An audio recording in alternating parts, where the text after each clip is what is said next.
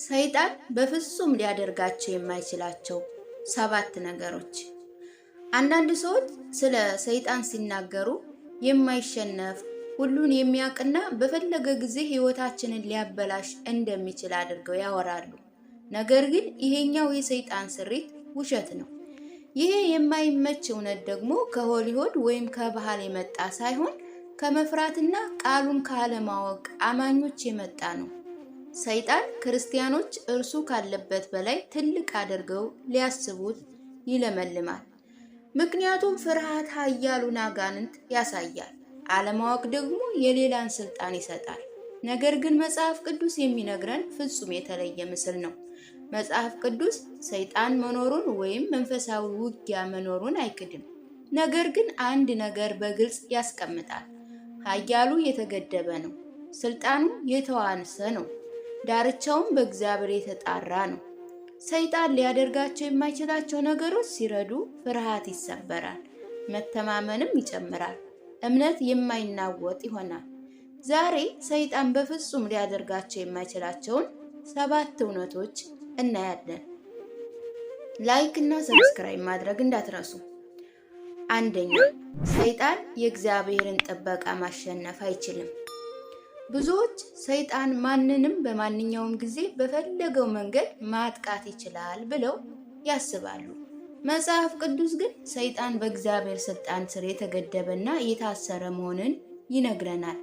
በኢዮብ 1:12 ላይ እግዚአብሔር ለሰይጣን እነሆ ያለው ሁሉ በእጅ ነው፣ ነገር ግን በእርሱ ላይ እጅን አትዘርጋ አለው።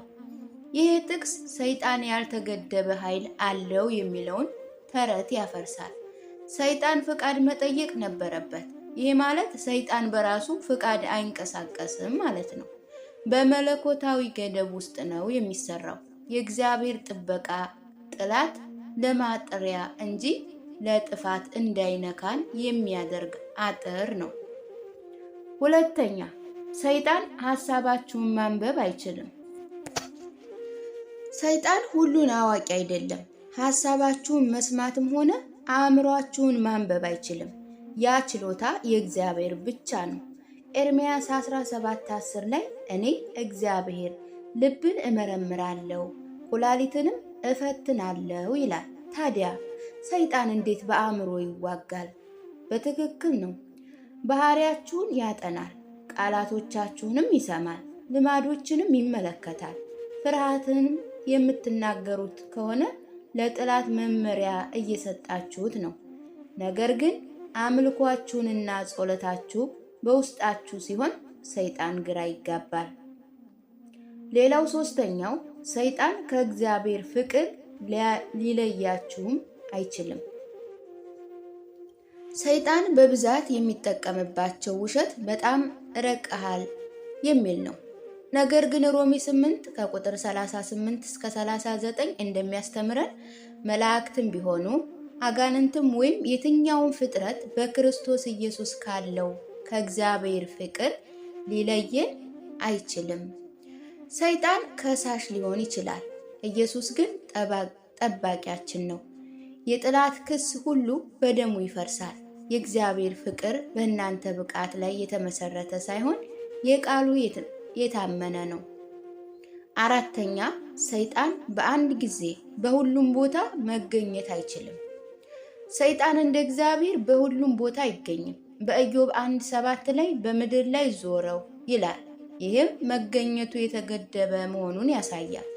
እግዚአብሔር ግን በክፍላችሁ፣ በስራ ቦታችሁ፣ በጸሎት ስፍራችሁ በአንድ ጊዜ ይገኛል።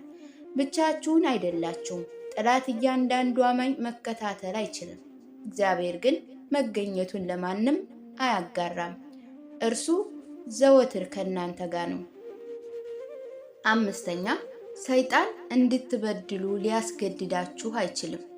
ሰይጣን አታላይና ስልታዊ ሊሆን ይችላል፣ ነገር ግን ገዥ አይደለም። ያዕቆብ 1 ከቁጥር 14 እስከ 15 እንደሚለው ፈተና የሚመጣው በራስ ምኞት ነው። ሰይጣን ማጥመጃውን ያቀርባል እንጂ በሰንሰለት አያስገድድም። ግብዣ ያቀርባል እንጂ ግዴታ የለበትም ይላል። አንደኛ ቆሮንቶስ ምዕራፍ 10 ከቁጥር 13 ደግሞ ከፈተና ጋር መውጫውን መንገድ እግዚአብሔር እንደሚያዘጋጅ ቃል ይገባል። መውጫውም ሁሌ አለ። እናንተ ተገዳችሁ ሳይሆን መርጣችሁ ነው የምትሰሩት። ድል በእጃችሁ ነው ይለናል። ስድስተኛ ሰይጣን የእግዚአብሔርን እቅድ መለወጥ አይችልም።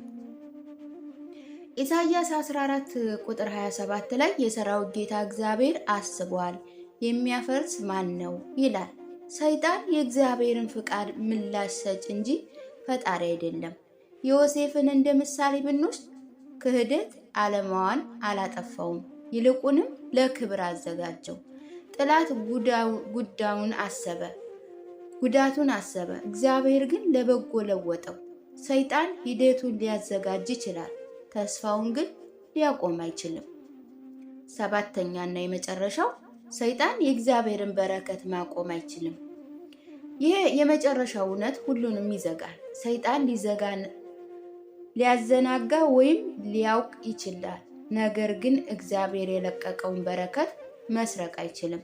ራዕይ 3 ቁጥር 8 ላይ በፊትህ የተከፈተ በር ሰጥቻለሁ፣ ማንንም ሊዘጋው አይችልም ይላል። እግዚአብሔር ሲባርክ ሰይጣን ፍቃድ አይጠይቅም። ጠላት ሊመሰል ይችላል እንጂ ሊባርክ አይችልም። የሰራዊት ጌታ እግዚአብሔር ሆይ ፍርሃት በነገሰበት ቦታ ብርሃን ለሚሆን ለቃልህ እውነት እናመሰግናለን። አንተ ብቻ ልዑል እንደሆንክ የጨለማ ኃይል በአንተ ላይ ስልጣን እንደሌለው ስላስታወስከን እናመሰግናለን። በኢየሱስ ክርስቶስም አእምሯችን የታደሰ ልባችን የተጠበቀ ሕይወታችን በአንተ የተደገፈ ይሁንልን። እኛ ተሸናፊዎች ስንሆን በክርስቶስ ግን ድል ነሾች ነን። አሜን።